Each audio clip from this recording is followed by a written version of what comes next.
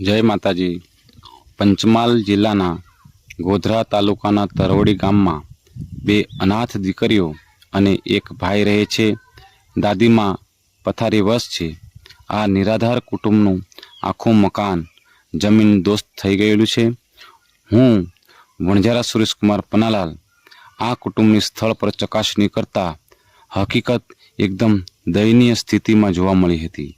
તેમના ઘરમાં ખાવાનું અનાજ નહોતું, લોટ પણ નહોતું એવું દીકરીઓ કહેતી હતી. ત્યારે એ હકીકત જાણ્યા પછી આ નિરાધાર દીકરીઓને તાત્કાલિક ધોરણે રાશન કીટ આપવાનો વિચાર કરી વોટ્સએપ ગ્રુપના માધ્યમથી દીકરીઓ માટે મદદ માંગી હતી.